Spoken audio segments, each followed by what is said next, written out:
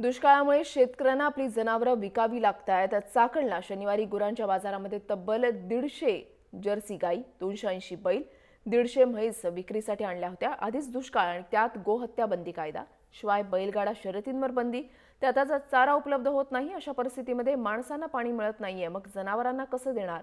मग गुरांचा सांभाळ कसा करायचा असा प्रश्न शेतकऱ्यांना पडलाय आणि त्यातूनच त्यांना जनावरं विकावी लागतात।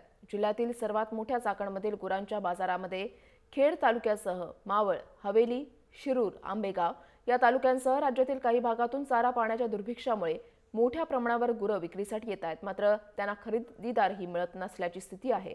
चाकणमध्ये आठवड्यात शनिवारी विक्रीसाठी आलेल्या 150 जर्सी गायींपैकी अवघ्या 65 गायींची विक्री झाली। विक्रीसाठी आलेल्या 480 बैलांपैकी 290 बैलांची विक्री झाली। 150 म्हशींपैकी 50 म्हशींची विक्री झाली आहे। खाली कडबा बंदी केली, जिल्हा बंदी केली, तो मालवर येत नाही। मग इकडल्या जनावरांना चारायचं काय? बैलवाल्यांना एकच, आमचं शेतकऱ्याचं एकच म्हणणं आहे, जर नसन जमत ना तर सगळी जनावरं त्यांच्या घरी सोडा। कोण बंदी आणतोय ना, प्रत्येक गावची जमा करायला कशाला ठेवता?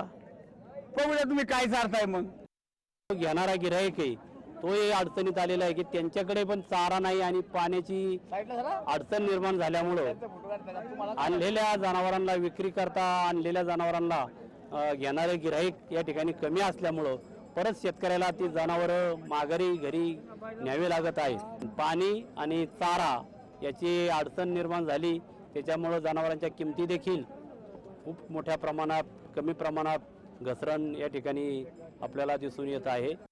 आज आमच्याकडं पाणी प्यायला नाही। बैल माझ्याकडे वैयक्तिक 6 बैल आहेत, गाड्याची 1 नंबरची शर्यतीची बैल आहेत। 25 लाख रुपयाला मागितलं असतं, मी दिली नाही। आज बैल मी खाली 75,000 रुपयाला 1 नंबरची बैल, तर कापायला मागायचं 50 ला 40 ला बैल, मुलापेक्षा त्याला जास्त जीव लावलेला आहे।